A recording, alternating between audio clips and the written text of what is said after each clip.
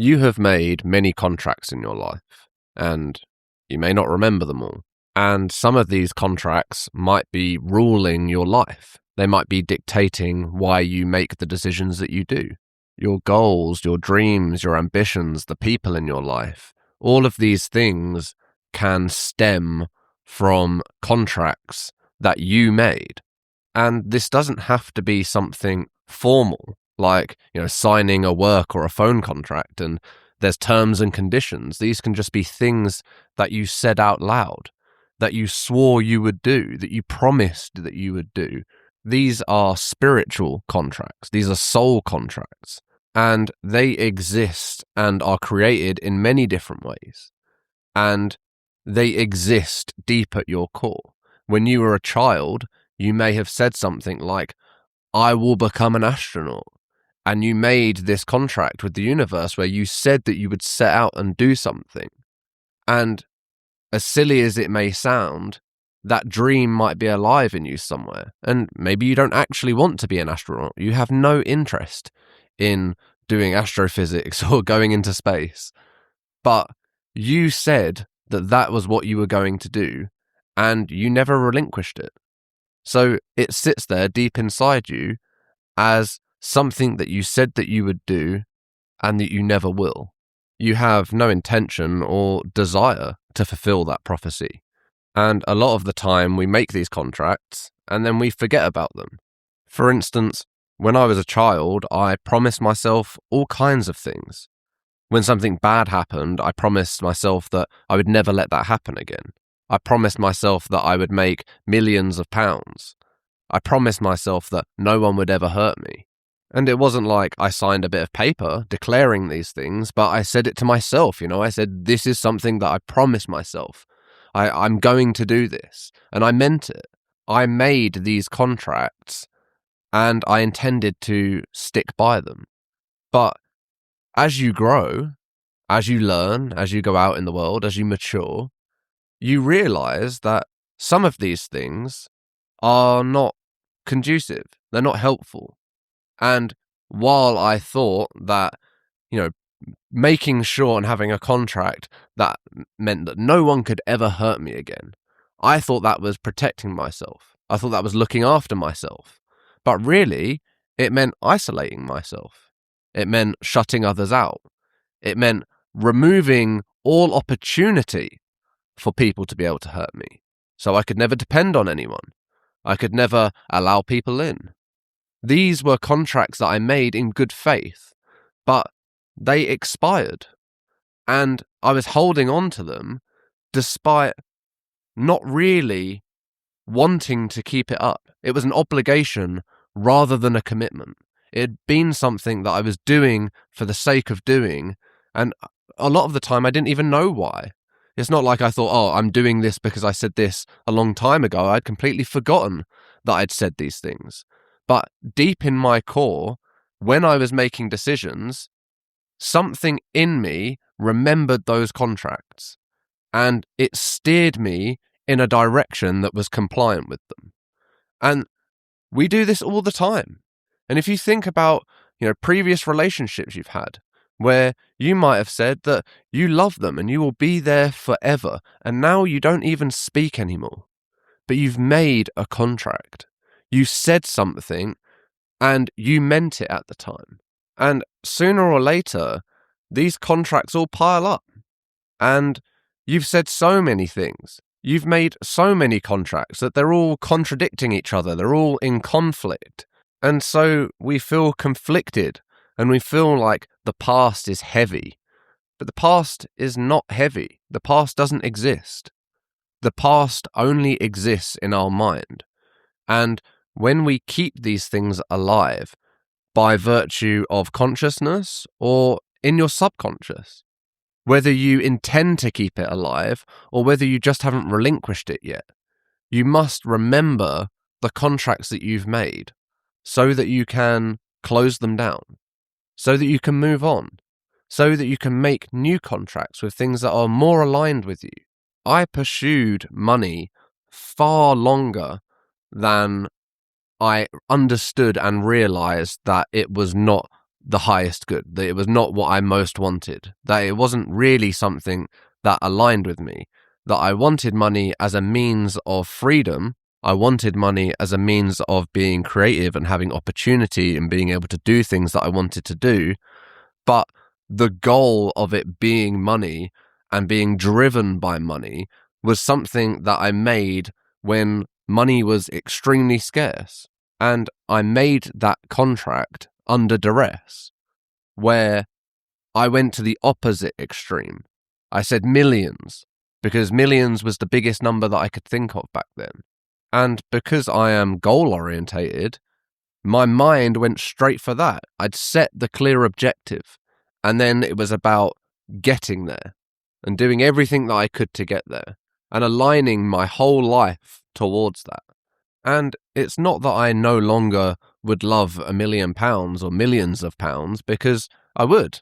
I would do fantastic things with those resources, and I would put them to things that I believed were truly meaningful and worth it, and investing it in things that were really important to me. However, when I was younger and I made that commitment, my idea of having millions was drastically different from how it is now. I was probably thinking of, boats and cars and stuff like that, or a big house. And none of that bothers me at all in the slightest. Now, if I'm talking about millions, I'm talking about land and community, resilience, sustainability, freedom. These are things that align with me now. And that kind of wealth means far more to me than the millions. The millions is just a means to an end. But what I'm getting at is that I made that commitment with a completely different idea, with a completely different set of information. I have different dreams, different ideals, a different understanding of the world around me, and I would strongly argue that that was somebody completely different to me that made that commitment. I may still be inhabiting the same body, but I have changed so much over so many years that I am something and someone completely different. So how can I honor these contracts? How can I say that I am going to uphold this or take this on when these are things that I didn't agree to? I did at a point of time, but that wasn't me. That was somebody else that made those contracts. That was me at a completely different point in time where I was somebody completely different. And yet, for years, that contract ruled my life. That defined my idea of what success meant. That put a stopping point on my life. Like, I can be happy when I get this. And that always changed. It always grew bigger. There was always more to get. It was hedonistic. I knew that it would never end, that it would never be satisfied. And thankfully, it didn't take me dedicating my life to it for me to come to that understanding.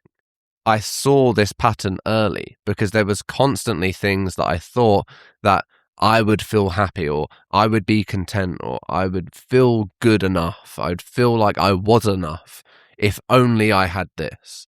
And that kept happening, and I realized that it was always going to change. That it was always in comparison to something else. For instance, when I was 16, I knew that the next year I would be able to drive. And if I could drive and go anywhere, it would solve all my problems. So I saved every month from my job in order to get enough money, and I worked ridiculously hard so I could afford my own car. And after about a year and a half, I'd managed to save up enough money, and I passed my test. And the first day of passing my test, I went to go meet up with some of my mates and go pick them up and go for food. And one of the first things that one of my mates said to me was like, "Oh, yeah, my parents have just bought me a car." And I just had this gut punch feeling that something that I had worked so hard for had just been given to somebody. It was that easy. In my reality, getting this car was a huge deal, and I'd worked so hard for it, and it felt like such an amazing feat to get. And for somebody else, it was something that just arrived. It was so easy for them. And it wasn't a feeling of jealousy. It was a feeling of like insignificance, like something that I believed was really important or really difficult to do for somebody else, it was something trivial. It was something easy. It was something that they didn't have to do anything for, that they could just do. They could just get. Their parents would go and take them to view cars and they would just pick the one that they wanted. And over the next few years, this became a theme of where I would work really hard for things. And then I would see that for some people, their experience was completely different. They didn't have to do that. Things were given to them, whereas I put so much pressure and stress and so much effort in to get it done. And for others, it was effortless. It required no effort. And obviously, this is not some crazy realization. This is something that is obvious to most. And it's part of growing up that you realize that people have different hands given to them. And somebody will always have it better than you, and they will always have it worse than you. I was very lucky that I could get a job and be able to afford my own car at a young age. That was something that I was very fortunate for. And despite working hard, despite putting the effort in, there is still an element of fortune there. I'm very, very grateful for. But after enough time, I realized that the importance that I was putting on these things and the stress that I was putting on myself, the effort I was demanding from myself to get these things, because I believed that they would give me something, that they would make me enough or make me important or give me freedom, give me good feelings, whatever it was, that nothing was going to do that. That I could buy a brand new Ferrari and drive it around for a few days, and then the next day I'd be like, well, now it's just a car. It's lost its glow. It's no longer a new shiny thing. It's just something that I have to maintain and spend a lot of money repairing. But if you don't uncover these commitments and contracts that you've made, if you don't realize what you have said before, what you meant, and what you committed to, you should make a list. You should write them all down, as many as you can possibly remember. And the more you write down, the more you will remember. All the dreams and ambitions, all the promises, all the people, write them all down and go through the list. And there will be some contracts that you want to renew. For instance, it may be your family, your partner, your kids. These are contracts that you want to keep, that you love that. You love that part of your life and that you are committed to that every day. And there may be some other things like relationships in the past or soul contracts that you've made with other people that no longer serve you, that you don't want to renew. And then keep that in a separate list. Write it down on a bit of paper and get a list of things that no longer serve you, commitments that you already made, ideas of who you were, who you would become, who you wanted to be, what you would have, who you would be for other people. Write it all down, everything that no longer serves you. And look at it. Look at all of this weight that you've been carrying around. Look at all of these ideas that you had that were contorting your life, that were pushing you down certain roads, forcing you down another path. And burn it. Burn it and let it go. Realize that you no longer want these things. You are no longer attached to them. You have no intention of maintaining or keeping that contract active, and that it's done. And then you can realize what you want to prioritize, because there will be either space for new commitments to be made, or you will have more energy for those things that you actually want to invest in, for the people that are really important for you. It might be that it's a relationship that you're maintaining, a friendship, and it sort of fizzled out a long time ago, but you still keep in touch just because you feel like you have to. And by doing that, you feel guilty. You feel like you should be doing this. You should feel like you should be there, but you know you're not going to, because the relationship has sort of come to an end, but you haven't acknowledged it. You haven't set yourself free from it. So you still feel these emotional pulls. You still feel like this sense of responsibility towards it. Until you terminate that, until you end it, it stays with you. And I am sure that if you truly look, if you analyze what patterns you have been repeating, what people you have been carrying, what ideas you have kept alive within you. There will be things that you had no idea were affecting your life. Things that will come up that were long forgotten. Promises that you made to yourself, things that you said that you would never let out, you would never embarrass yourself. These are things that you could never keep up. You could never promise, but you did. And you made that contract and you meant it. So you have to revoke it with intention. You have to make it clear that it has come to an end, that you no longer wish to carry this forward. And it could be so many things that there's no point even trying to list.